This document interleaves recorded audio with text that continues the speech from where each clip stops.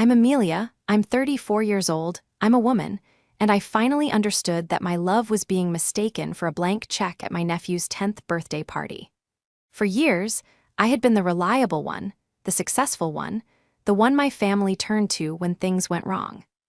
I was the sturdy branch on the family tree that everyone else leaned on, but I was starting to realize that a branch that is always leaned on eventually breaks. My mistake was believing that my financial support was a gesture of love and care. Their mistake was seeing it as an endless obligation. It didn't happen overnight.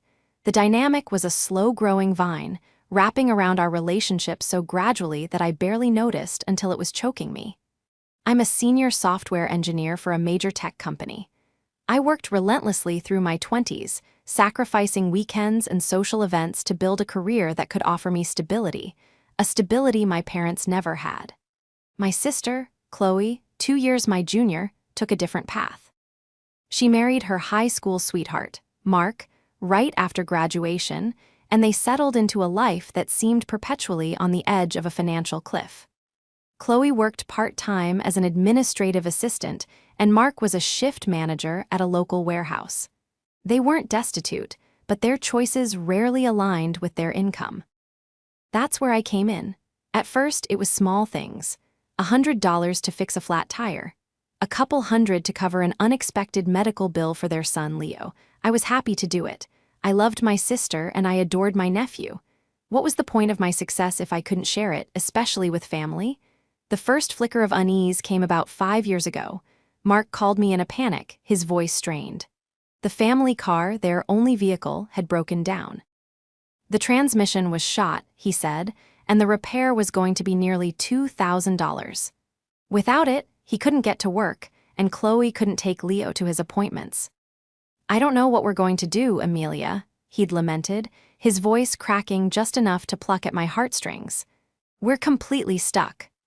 Without a second thought, I transferred the money. I felt a surge of warmth, the quiet satisfaction of being able to solve a problem that was causing my family so much stress. 2 weeks later, Chloe posted a picture on social media. It was the family car, gleaming in the sun, parked in their driveway, but it wasn't the car that caught my eye, it was the brand new, flashy chrome rims and low-profile tires. My stomach tightened. I called Chloe, trying to keep my voice casual. "Hey, saw the picture of the car. It looks great. I thought the transmission was the issue." There was a brief, telling silence on the other end of the line. "Oh, yeah, it was," she said, her tone a little too breezy. "Mark got a great deal on the repair, and there was a bit left over, so he decided to spruce things up. You know, for morale." Morale? They had used my emergency funds for custom rims. I wanted to be angry, to demand an explanation, but I swallowed it down. My mother's voice echoed in my head, a familiar refrain from my childhood. "Just let it go, Amelia, don't make waves." So I let it go. I told myself it was their money once I gave it to them, and I had no right to dictate how they spent it. But a small seed of resentment had been planted. The second major incident was more blatant. Chloe called me, crying. Her hours at work had been cut, and they were going to be short on the rent and grocery money. "We're eating ramen noodles every night, Ames," she sobbed. "Leo asked me why we couldn't have chicken nuggets, and I just broke down." The image of my sweet nephew wanting for something as simple as chicken nuggets was more than I could bear. I immediately sent them enough to cover their rent and a generous amount for groceries for the next 2 months. I felt that familiar warmth again, picturing their pantry full, their worries eased. The very next weekend, my social media feed was filled with pictures of Chloe and Mark on a surprise weekend getaway to a charming bed and breakfast a few hours up the coast. There were photos of them clinking wine glasses, posing by a roaring fireplace, and enjoying a lavish dinner at a seaside restaurant. The caption read, "Sometimes you just need to get away and recharge. So grateful for my amazing husband for making this happen." There was no mention of me, no acknowledgement of the grocery money that had clearly funded their romantic escape. This time, I didn't call. The hurt was too sharp, too deep. It was a stunning display of disrespect. They hadn't just used my money for a non-emergency, they had flaunted it, crafting a narrative that completely erased my contribution. When I saw my mom the following week, I tried to broach the subject gently. "Did you see Chloe's pictures from her trip?" I asked. My mother, Carol, sighed and began wiping down her already spotless kit. "Hen counter. Oh, yes, it looked lovely. It's nice that they got a chance to relax." "Mom, she told me they were broke. I gave her money for rent and food, and she used it for a vacation." Carol stopped wiping and turned to me, her expression weary. "Amelia, honey, Mark probably had a good week at work and wanted to treat her. You know how much pressure they're under. You're doing so well for yourself. Does it really matter? Just let it go. It's not worth fighting over." And there it was again. Let it go. The family mantra. It wasn't about what was right or fair, it was about avoiding conflict at all costs. My feelings, my sense of being used, were secondary to maintaining a fragile, artificial peace. The message was clear. My role was to provide, and their role was to receive, no questions asked. The ultimate escalation, however, centered around my nephew, Leo. When he was 8, Chloe and Mark decided he was too gifted for the local public school. They became fixated on a prestigious private academy, Northwood Prep, which came with an eye-watering tuition of $20,000 a year. It was a sum that was so far beyond their means it was laughable, but they didn't see it that way. They saw me. They sat me down in their cluttered living room, presenting a glossy brochure for the school as if they were pitching a business proposal. "This is the opportunity of a lifetime for him, Amelia," Chloe said, her eyes shining with ambition for her son. "He could get a scholarship to an Ivy League college one day. This sets him up for life." "How are you planning to pay for it?" I asked, though I already knew the answer. Mark leaned forward, his hands clasped. "Well, that's where you come in. We see this as a family investment, an investment in Leo's future." An investment, that's what they called it. Not a favor, not a gift, but an investment, as if I were a shareholder in their son's life who could expect a return. My mother was their biggest cheerleader. She called me every other day. "You have to do this for him, Amelia. Think of the head start he'll have. You can give him the kind of chance we could never give you and Chloe." The guilt was a thick, suffocating blanket. She was right. I had pulled myself up by my bootstraps. But was it now my responsibility to pave the road with gold for everyone else? Against my better judgment, I relented. I loved Leo. He was a bright, funny, and kind kid, and he deserved the best. I convinced myself it was for him, not for them. I paid the first year's tuition. And the second. And just last week, as his 10th birthday approached, I had initiated the payment for the upcoming fall semester. It was a direct debit transfer, scheduled to go through in a few days. I'd even tucked a check for the remaining activity fees into his birthday card. For 2 years, I had been the silent, invisible benefactor behind Leo's elite education, while Chloe and Mark happily took the credit, posting endlessly about Northwood Prep life and their gifted son. And through it all, the passive-aggressive jabs from Chloe became more frequent, each one a tiny pinprick on my already thin skin. She had found a way to resent the very lifeline she clung to, and I was beginning to drown under the weight of it all. The sun was bright and unforgiving on the day of Leo's 10th birthday party. I had rented a small section of a local park, complete with a covered picnic area and a playground. As I directed the delivery of a massive, inflatable bounce house shaped like a castle, I felt a familiar pang of something. It wasn't quite regret, but it wasn't joy either. It was the dull ache of obligation. Every part of this day, from the custom-ordered superhero cake to the professional face painter, was courtesy of my bank account. I had wanted to give Leo a day he'd never forget, but as I watched my sister Chloe direct the placement of the gift table, I wondered if I was just funding a spectacle for her own social standing. "A little more to the left, Mark," she called out, waving her hand dismissively. "The lighting is better over there for pictures." She turned to me, her smile tight and artificial. "It's all coming together, isn't it? Thanks, Amelia. I just didn't have the time to organize all this myself this year. Things have been so hectic." I nodded, forcing a smile of my own. "It's for Leo. I'm happy to do it." "Of course you are," she said, her voice dropping just enough so only I could hear. "Must be nice to just throw money at problems instead of actually having to deal with them." The comment slid past my defenses like a poisoned dart. I felt my jaw tighten, but I didn't retaliate. I just watched as she walked away to greet the first arriving guests, a gaggle of 10-year-old boys who immediately sprinted towards the bounce house with whoops of delight. My brother-in-law, Mark, clapped me on the shoulder, his grip a little too firm. "Don't mind her, Ames," he said with a conspiratoria. "Elle wink, she's just stressed, you know how she gets.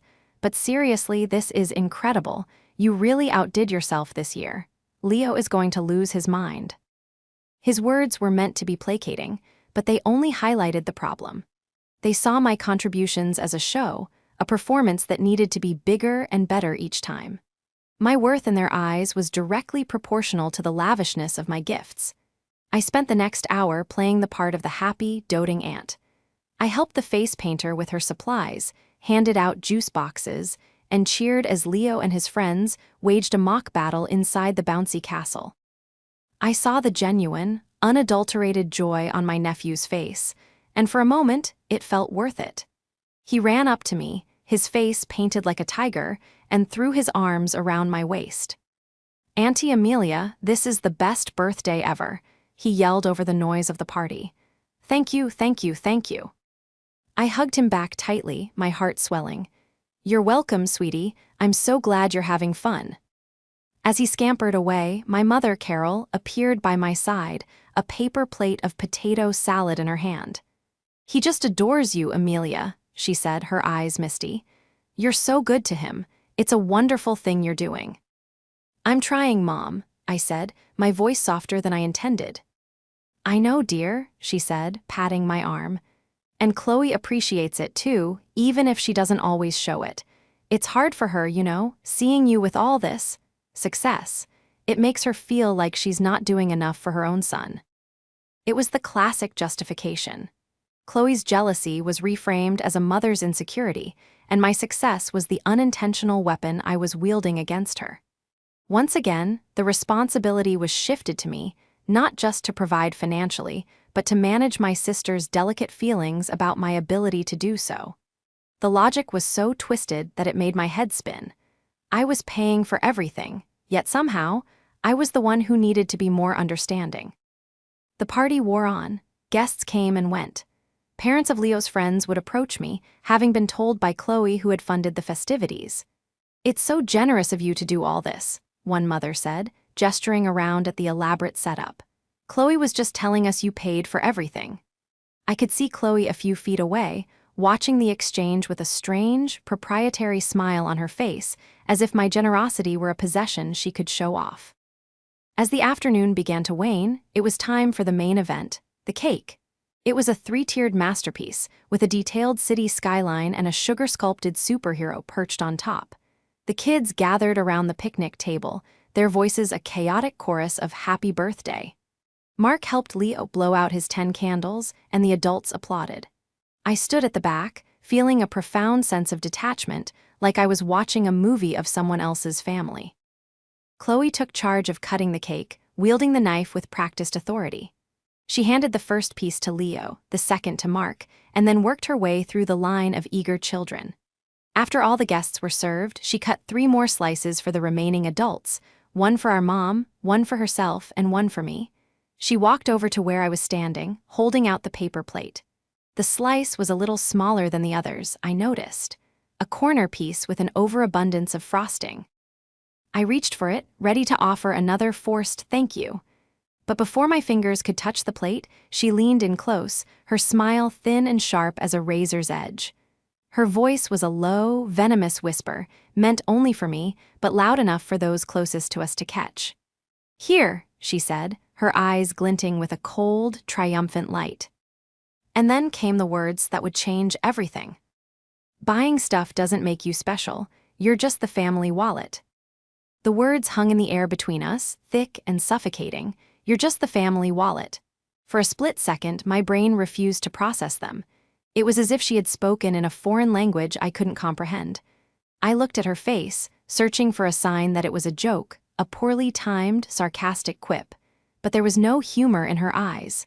There was only a cold, hard satisfaction. She had finally said the quiet part out loud. From the corner of my eye, I saw her husband, Mark. He hadn't just heard it, he was watching me, a smirk playing on his lips. Then he let out a short, sharp laugh. It wasn't a big, booming laugh, but a small, cruel puff of air that was somehow more damning. It was the laugh of a co-conspirator, an affirmation of Chloe's words. My gaze flickered to my mother, who was standing just a few feet away. She had heard it too. Our eyes met, and I saw a flash of discomfort, a brief wince. But then it was gone, replaced by that familiar, weary resignation. She looked down at her plate, picked at her own slice of cake with her fork and muttered, just loud enough for me to hear, the 4 words that had governed my entire life. Let it go. Let it go. This time, the words didn't work their usual magic. They didn't soothe the conflict or numb the sting. Instead, they acted as a catalyst. In that single, shattering moment, years of swallowed anger, buried resentment, and unacknowledged hurt crystallized into a single, diamond-hard point of clarity. It wasn't anger that I felt. It was a profound and terrifying calm. The emotional fog I had been living in for over a decade had suddenly, miraculously, lifted. I saw everything for what it was. The emergency car repairs for custom rims, the grocery money that funded romantic getaways, the constant pressure to pay for a private school they couldn't afford, all while they took the credit. And now this, the ultimate distillation of their view of me. I wasn't a sister. I wasn't an aunt. I wasn't Amelia. I was a wallet, a resource, an inanimate object whose only function was to dispense cash.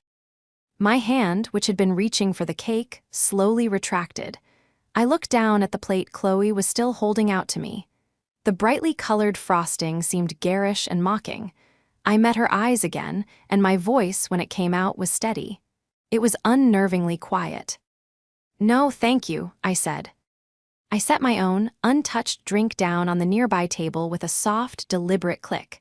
I turned away from my sister, from my brother-in-law's smug face, from my mother's determined avoidance. My movements felt slow and measured, as if I were moving through water. The chaotic, happy noise of the party faded into a dull, distant hum. My focus narrowed to a single point, the gift table. There, nestled amongst the brightly wrapped presents from Leo's friends, was my card. It was a simple, elegant white envelope. Inside, I knew, was a birthday card with a heartfelt message for my nephew, and tucked within that card was a check for $2,000 to cover his school's activity and materials fees for the upcoming year. But it wasn't just a card. It was a symbol of the very payment I had authorized just last week.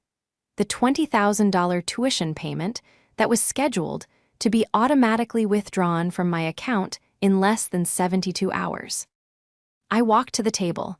I could feel their eyes on me. Chloe's confused, Mark's still amused, my mother's now worried. The other parents were starting to notice that the family-centric tableau had fractured. I picked up the white envelope. My fingers were steady. The paper felt cool and smooth against my skin. I turned back to face them, holding the envelope so they could see it. I looked directly at Chloe, then at Mark. "Good luck covering next semester," I said, and my voice didn't waver. It was as clear and cold as ice. I just canceled the payment. The silence that followed was absolute. It was heavier and more complete than any sound. Mark's smirk vanished, replaced by a slack-jawed expression of disbelief. Chloe's face, which had been alight with petty triumph, crumpled into a mask of confusion and then dawning horror. My mother finally looked up, her eyes wide with panic. "Amelia, no," she whispered, her voice trembling. I didn't give them time to respond, to argue, to deploy their usual tactics of guilt and manipulation. I had delivered my message. The transaction was complete. I turned around, and without another word, without a single glance back, I started walking. I walked past the bounce house, past the face painter who was packing up her kit, past the parents who were now gathering their children, whispering and casting nervous glances in my direction. My car keys were in my pocket. My purse was on my shoulder. Each step felt lighter than the last. With every footfall, I could feel the immense weight of their expectations, their resentment, their bottomless need beginning to slide off my shoulders. It was a physical sensation, a release so profound it almost made me dizzy. I reached the edge of the park and was just stepping onto the pavement of the parking lot when I heard it. The sound of running feet on the grass behind me, and a voice, panicked and raw, shouting my name. "Amelia, Amelia, wait." It was Mark. Her husband ran after me. I didn't stop walking. I heard him calling my name, his voice laced with an urgency that had been entirely absent moments before, but I just kept moving toward my car. The sound of his footsteps grew louder, faster, closing the distance between us. He wasn't jogging, he was running, a desperate sprint fueled by the sudden terror of consequence. He caught up to me just as I reached my driver's side door, grabbing my arm. His grip was tight, insistent. "Amelia, stop, what are you doing?" I turned to face him, my expression unreadable. I looked down at his hand on my arm, then back up to his face. He was breathing heavily, his eyes wide with a mixture of anger and panic. There was no concern for my feelings in his expression. There was no flicker of remorse for his complicity, for the cruel laugh that had been the final straw. There was only raw, undiluted fear. "Let go of my arm, Mark," I said. My voice remained level, devoid of the emotion that was churning inside me. He dropped his hand as if he'd been burned, but he planted himself in front of me, blocking my path to the car door. "You can't be serious," he panted. "You're not really going to cancel the payment. That was a joke, right?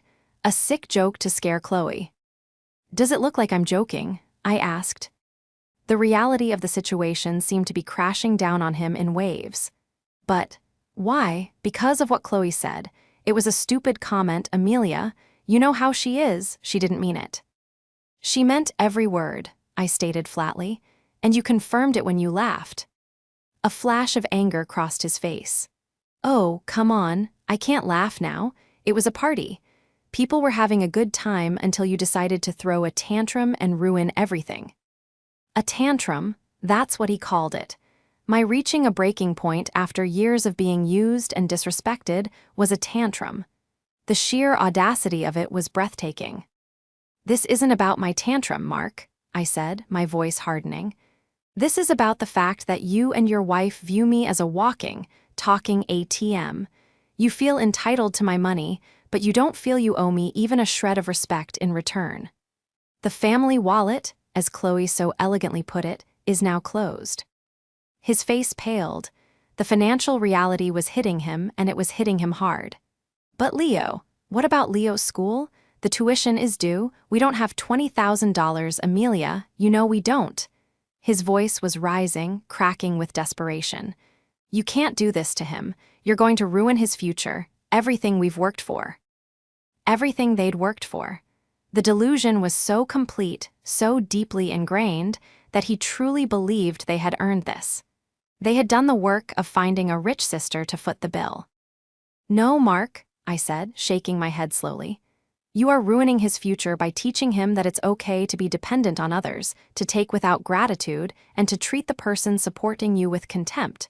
That is the lesson you and Chloe have been teaching him. I refuse to be a part of it any longer." I held up the envelope still clutched in my hand.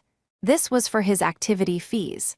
The main tuition payment I scheduled last week. I have my phone right here. "I assure you, the cancellation request has already been submitted. It will be stopped first thing Monday morning." He looked at the phone in my other hand as if it were a weapon. A wave of pure desperation washed over his features. He stepped closer, lowering his voice into a pleading whine. "Amelia, please, don't do this. We're sorry, okay? Chloe's sorry. She'll apologize. We'll pay you back for everything. Someday." The empty promise, the transparent lie, was almost more insulting than the initial insult. "Pay me back?" I asked, a humorless laugh escaping my lips. "Mark, you spent the emergency car repair money on chrome rims. You used the rent money I gave you for a weekend getaway. You have never had any intention of paying me back for anything." He had no answer for that.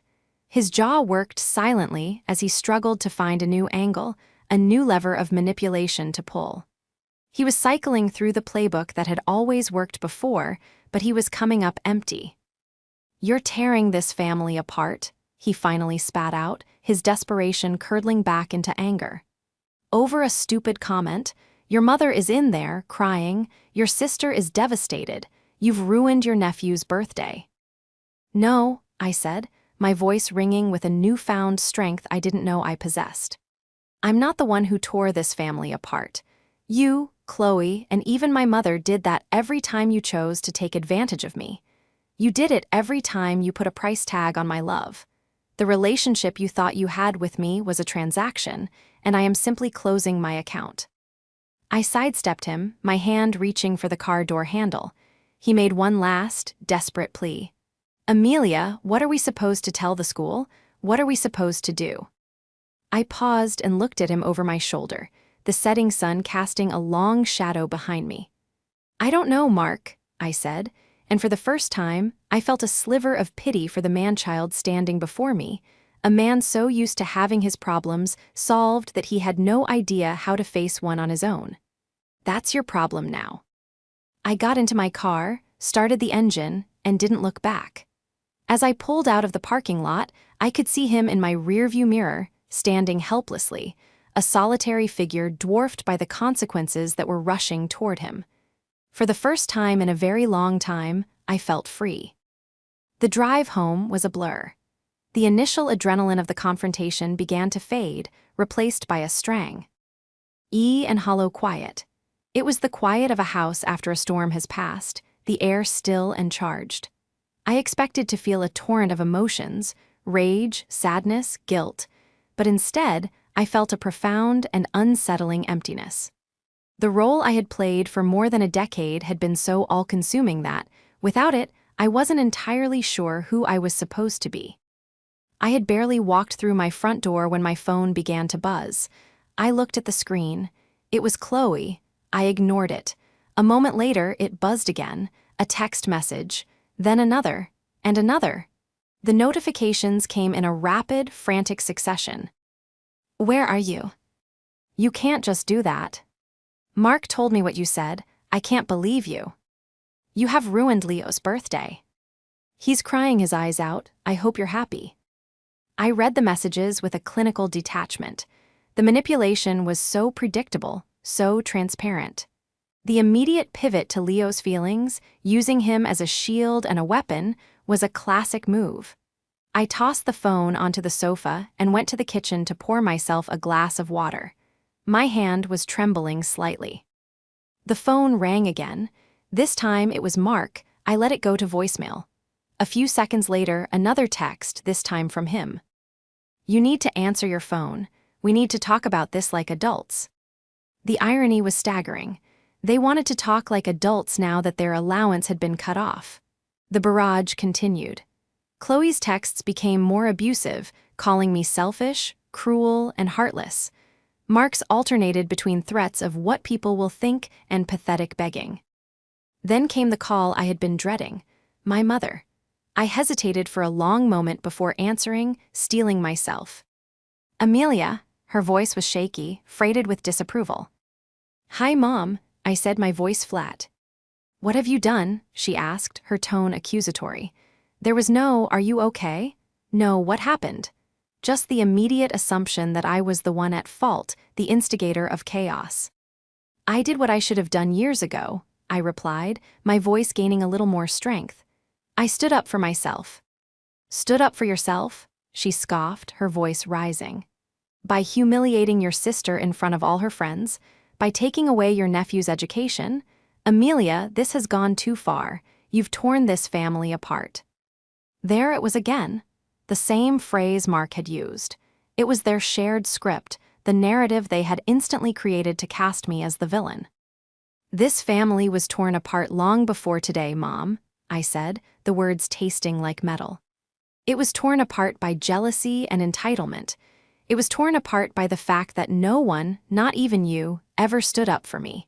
You just told me to let it go while they took everything I had to give. I was trying to keep the peace, she cried. Families are supposed to support each other. You have so much, and they have so little. Is it so wrong for them to want a better life for their son? It's wrong for them to treat me like a servant, Mom. It's wrong for them to insult me while their hands are in my pockets. and it's wrong for you to stand by and watch it happen, telling me my feelings don't matter as long as the peace is kept. I was pacing my living room now, the emptiness filling with a slow-burning anger. It wasn't just at Chloe and Mark anymore. It was at my mother, the great enabler, the one who had taught me that my value lay in my ability to absorb pain without complaint. "You need to fix this, Amelia," she said, her voice dropping to a low, pleading tone. "Call your sister, apologize, tell her you didn't mean it about the tuition. We can smooth this all over." Smooth it over, erase it, pretend it never happened, go back to the toxic, unbearable status quo. And in that moment, I knew with absolute certainty that I couldn't. I would rather be alone than be a part of that family dynamic for one more day. "No," I said, the word a final, heavy stone dropped into a still pond. "I will not be fixing this. There is nothing to fix. This is the new reality." "Amelia, don't be so dramatic." "I'm not being dramatic," I interrupted, my voice cold and firm. "I am done being the family wallet, done being the person you all turn to when you need something and ignore when you don't, done being told my feelings are an inconvenience." I could hear her taking a sharp, shocked breath on the other end of the line. "What does that mean, you're done?" I stopped pacing and looked out my window at the darkening sky.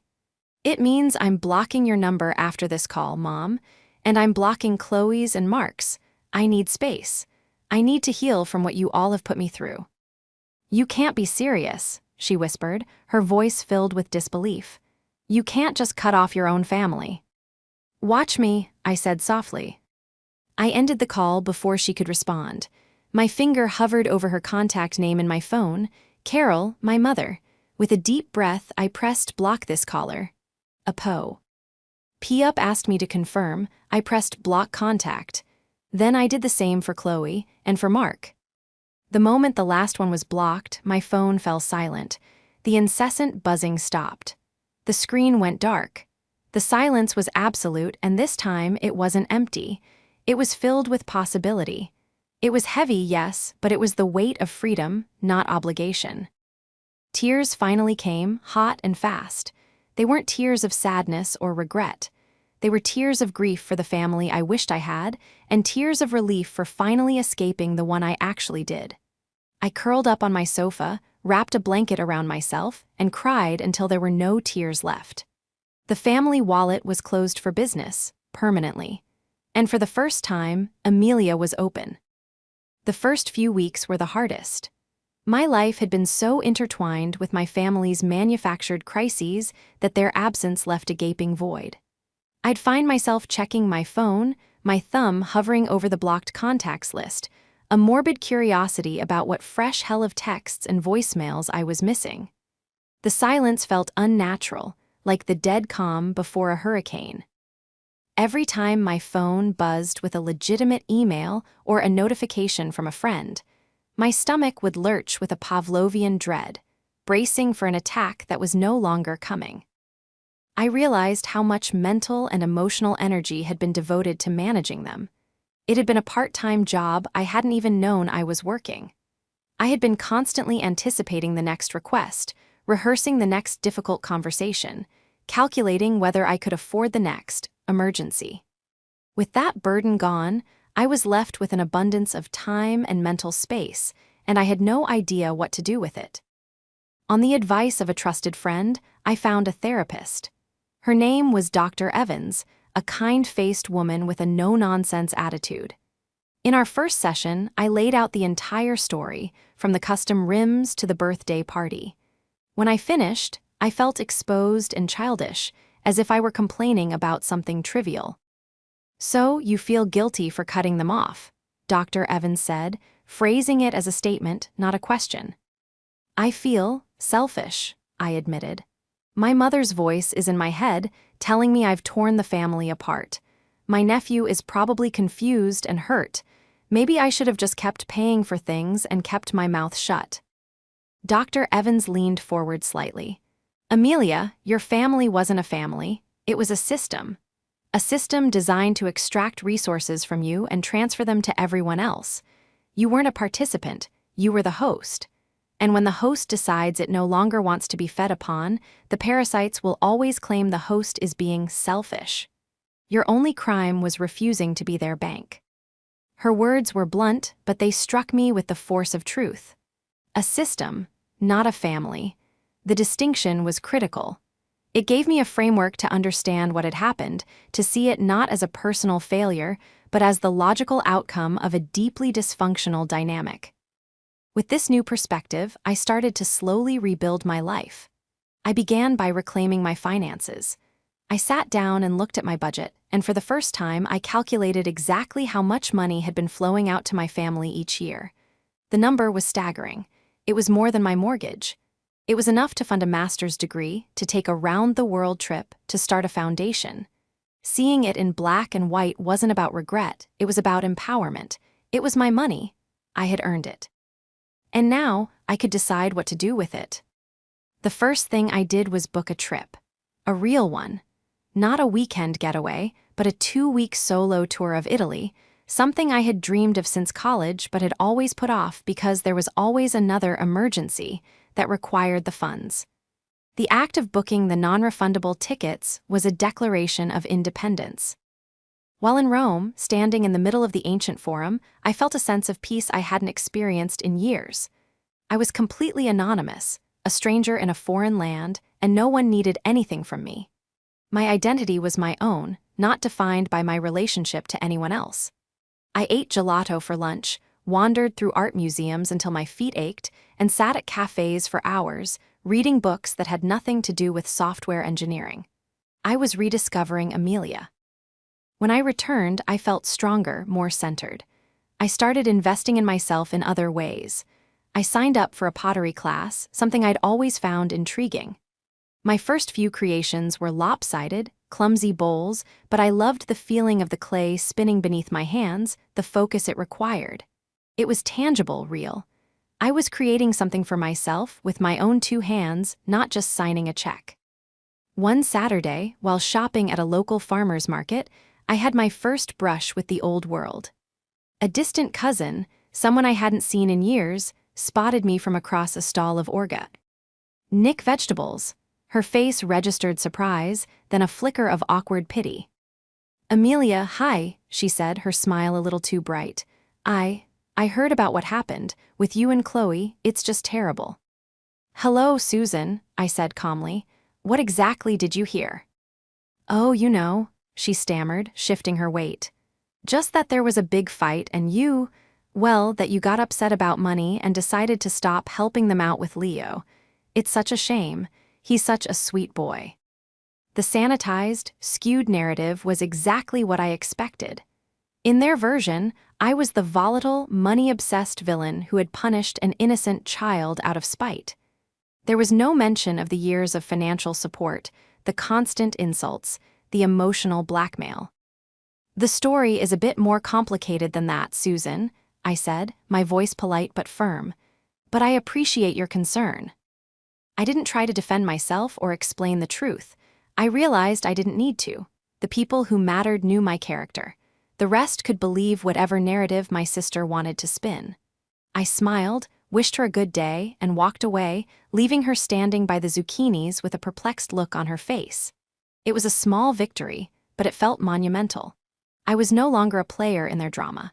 I was simply an audience member who had decided to walk out of the theater. 6 months after the birthday party, life had settled into a new, peaceful rhythm. The pottery class had become a weekly ritual, and my apartment was now decorated with an assortment of quirky, handmade mugs and bowls that brought me a quiet sense of pride. I had been promoted at work, a development I greeted with enthusiasm rather than dread. Knowing the extra income was for my future, not for funding someone else's irresponsible present. The silence from my family was no longer unsettling, it was serene. One evening, I came home from work to find a thick, cream-colored envelope in my mailbox. It had no return address, but I recognized the elegant, looping handwriting immediately. It was from my mother. My first instinct was to throw it away unopened, to protect the peace I had fought so hard to build. But curiosity, and perhaps a foolish, lingering sliver of hope, won out. I took it inside, sat down at my kitchen table, and slid it open with a knife.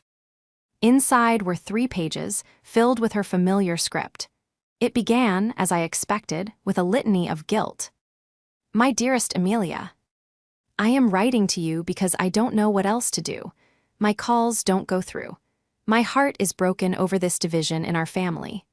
The holidays are approaching, and the thought of not having you at the table is more than I can bear. The letter went on to describe how difficult things had been. Chloe and Mark were struggling terribly. They had been forced to pull Leo out of Northwood Prep. He was back in public school and was having a hard time adjusting. Mark had to pick up extra shifts at the warehouse, and they were barely making ends meet. Chloe, the letter said, cried all the time. It was a masterclass in passive-aggressive manipulation. Every sentence was designed to make me feel responsible for their hardship, to paint a picture of a family in ruins because of my selfishness. I felt a familiar tightness in my chest, the old guilt stirring from its slumber. But then, buried in the middle of the second page, was something unexpected. Chloe has admitted that what she said to you was cruel and born of jealousy. She knows it was wrong. Mark knows it too. I know I failed you, Amelia. I always told you to let it go because I was a coward.